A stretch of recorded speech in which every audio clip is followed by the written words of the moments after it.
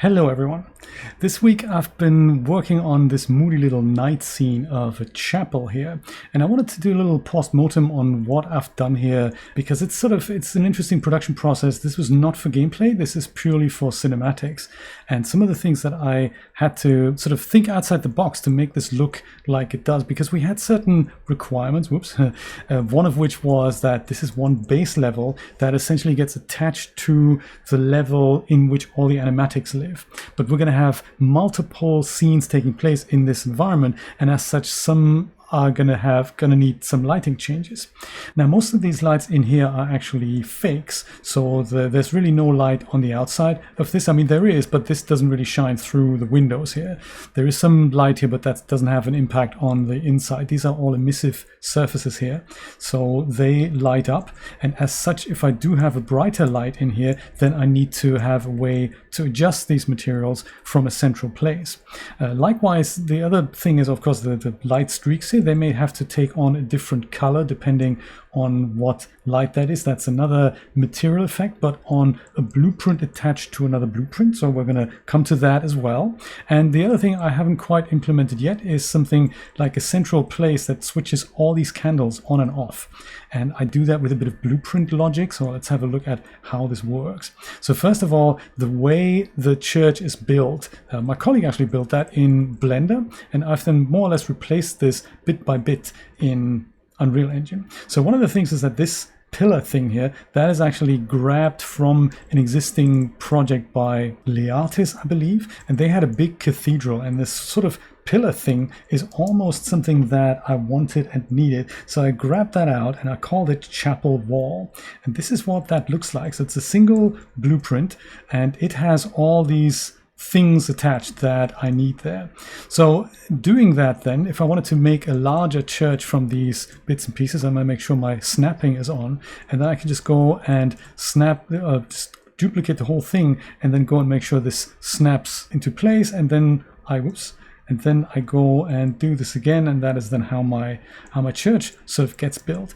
But that's already like number one here. Some of these things, if I go and move this guy out, you'll see that there's a pillar at the front and at the back, and that is sort of good, but it sort of depends on the situation. So if we think about this, I need a pillar here, but I don't need a pillar on the other side because the next one already supplies that, and then at the end I do need a pillar as well. So I had to have some kind of logic that would allow me to tell this blueprint, hey, show a pillar or don't show a pillar.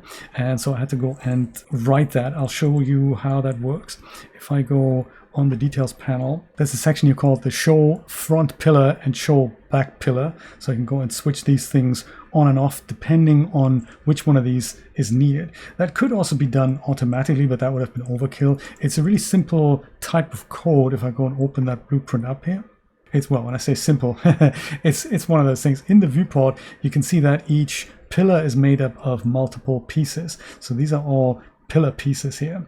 And in the construction script, I'm turning all of these, this is the construction script here, and this is a little sequence that gets queued off. So in the construction script, I'm going to go and take all of these out and turn them into an array. Those are the front pillars, and then I have all my back pillars. That's the same thing. So you drag them in from here, and then you just make that into an array, and that gets set as two variables. And then in the second part of the sequence, I have a public variable here under pillar options, and that just says show the front pillar yes or no, and show the rear pillar yes or no.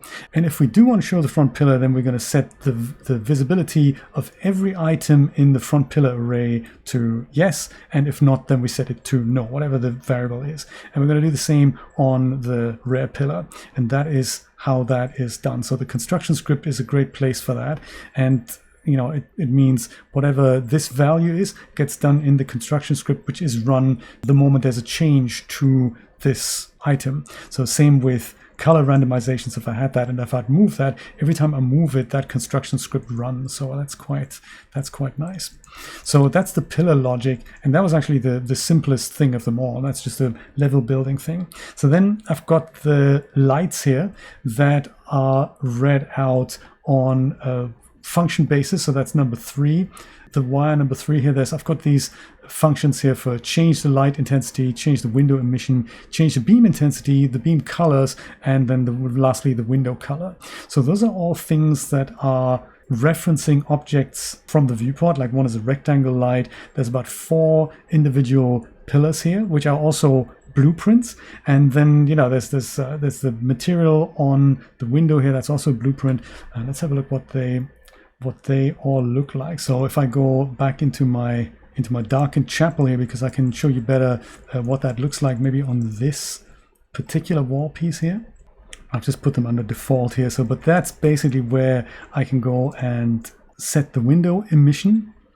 So that's done with the same way here. You can crank it up a lot, and that is something. This is actually quite nice that I'm showing that I could make the emission so bright that we do get some realistic illumination here. But if you look closely at the ceiling, see these clouds here, this sort of moving light thing. If you zoom in closely, you will actually see just how grainy that is. So this doesn't render out very nicely, and that doesn't look great.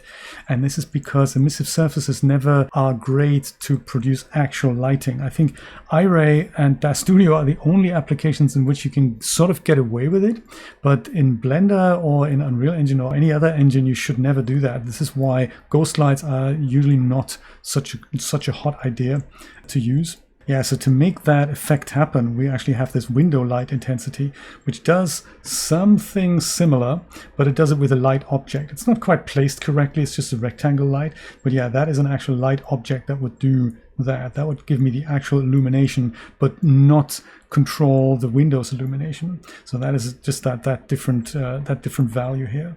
And then we also have the beam brightness. So if it were a little bit brighter here, so now that the window is brighter, the beam might have to be a little bit brighter. So the beam brightness can be set. And then of course I can also set the light color for each individual beam. So if I wanted to have something that's more green or whatever and match the stained glass windows there, I can totally do that. And that is how that works. So the way this is done really in all these functions, the rect light intensity, that just talks to the rect light object that I have in here somewhere. I don't remember where. Okay, there it is. That's just the light object. So we're setting the intensity that we've got exposed as a variable here on that, and when that's run in the construction script, it goes and does its thing there. So the next one, he changed the window emission. That's a little bit more difficult because it's something that makes a change on the material effect. So if I go into that, you'll see what that looks like. So this is a little bit more complex, but only because we go through this 3 times. If you look closely, we have 3 windows here, 1, 2, and 3. That's just 3 of them. So we go and grab the first window and we create a dynamic material instance, which is necessary to then set a parameter on something that has a material. Once that instance is created, we can go and override a parameter on it. So in my case, it's called emissive, I think emissive something. Emissive, I think it's called emissive value. There we go. It's called emissive value. And we're going to override that value with whatever we set there on the exposed variable. So you would get this value by looking at the actual material instance and just checking out its name. So I don't actually recall what it was called. Something like mi window. Let's say it's that. I don't think it is this. But if it was this, and this is in fact the parameter you want to override, then you've got, this is like a scalar parameter and it's called inner opacity. And that's the sort of value that you need to override in that little node there. Just as an example here. And then we do that on the second and the third window as well. And that's basically that.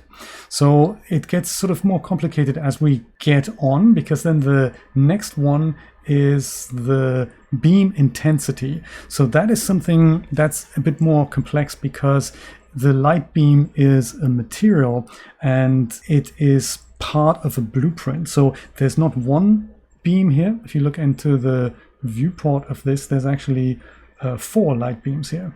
These little dragon heads, they're all light beams, and those are blueprints by themselves. So my blueprint here that contains this is actually one of those blueprints that uses child actor components, and you can see that by these little guys. They're all components, and as such, the properties of this thing aren't directly accessible. You have to go and extract the actual actor out of it and then cast to the original blueprint or object or whatever it is, so that you can call the functionality on these things. So quite interesting, quite complex, and I had to work all this out myself, but hey, I have, which is why I'm so super proud that I can share this with you now. So the beam intensity, if I go double click on this, we go and grab the light beam object, like one of these out, and then we use the get child actor from here. So this is get child actor from here, and then from here we go and cast to the actual blueprint or object that we want to call functionality on,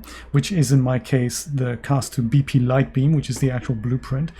On that we do have a material, or in fact the dynamic material instance, which is stored as a variable, which I can directly access from here, which is why that is a good idea. And then in there I can say the brightness value on that dynamic material instance needs to be overwritten with whatever beam brightness I'm typing in here. So that's how that works, and I'm going to do that 4 times because I have 4 light beams. So once again, that run in the construction script means it goes and gets overwritten, gets adjusted by the time I make that adjustment. And then probably the most difficult one is the beam colors. Because we have 4 light beams each, I'm going to do this. So I'm going to go and take something similar. I'm asking, do we actually want to override the colors first of all? And if we do want to do that, then we do the same thing. We grab light beam number 1, and then we go and take the child actor out of that, cast to the light beam, grab our dynamic material instance, and then override the color value with whatever color variable is set here. So this is a linear color, and I've got that 4 times, and that is how we do that. And we go and do that 4 times for all the 4 light beams, and then we have that. So we're almost at the end of this exciting little post-mortem, because while it's cool that I can set all this on one blueprint, it doesn't make much sense if I needed to override the emissive or whatever qualities on all of these at the same time. Like if it is now daylight, I don't want to do the same work on each window individually, because that would take me forever. I would need to be able to say, well, the director wants this to be a little bit sunnier or a little bit darker or whatever, and at that point I need a central light controller object that in turn talks to any of these wall pieces independently. And that is what I've made. So this is another blueprint. This is essentially an empty blueprint that I've called the BP light controller. And if I select that on the details panel, I've got a nice little menu here. I can set the intensity of all the beams at the same time. I can set the 4 colors independently on all these 4 beams. So all of these top ones are going to be blue, and maybe the bottom ones are going to be green, or whatever, however I wanted to adjust it. But the point is, it happens on all these 6 objects that I have in here at the same time. And that is also relatively easy to achieve, because that is just and then the same thing happens for the window emission strength. So all of them get cranked up or turned down, and the light intensity. So if I want to have that a daylight scene, I can also go and say the window color needs to be something different. I guess that isn't quite implemented yet. I'm gonna go back to work to that tomorrow, but hey, one of those things. Yeah, so that's centralized on this light controller. And if I go and look at that, that is a really simple blueprint that has nothing in the viewport, and that has literally nothing in the event graph. And the only thing where things are actually happening is down here under windows and beams. I have a bunch of variables which are exposed here on the front. And then the only other place where I'm doing something is in the construction script, where in fact I go and grab all blueprint actors of the class of the type BP chapel wall. That is the segment here, each of these. So no matter how many are in there, the light controller will grab all of them. And then I'll go through every single item in the array and then perform this sequence. So I'm going to go and set these variables here on my light controller onto all the properties in each of these individual wall pieces. And once I've set the variables on there, I'm going to call these functions individually on each of these pieces, so that they then in turn set that value. And that is how we do that. So yes, that is a little post-mortem on what I've done here. And the thing is, I really had to sort of work all this out myself. I'm really pleased about that, and I'm going to keep working on this. So there's some stuff in the alcove. This needs a couple of light streaks, and I want to integrate a functionality that each of these candles here, for example, is a blueprint. So I'm going to have another Boolean here on the light controller that says switch all of these things on, switch all of these things off. Oh yeah, and then the other good thing is that I can control all of that from the central light controller inside of a sequencer. So I can go and trigger an event on the blueprint that is associated with the sequencer, and then I can go and make these changes and store them in the sequencer. So if I wanted to program something where the light dims or whatnot, I can totally make that happen. Hey, that is it. Thank you so much for watching. I hope you learned a little bit about what I've been doing here, and I'm excited to share this project with you once we've done, things like these things. They obviously need to all be kinked out, so I'm not really done with this by a long shot. I just wanted to show you what I've done here. Oh yeah, this carpet here, I've done that in Marvelous Designer, by the way. That was also a lot of fun, draping this along some stairs. Anyway, thank you so much for watching, and I will see you next time. Take care. Bye bye.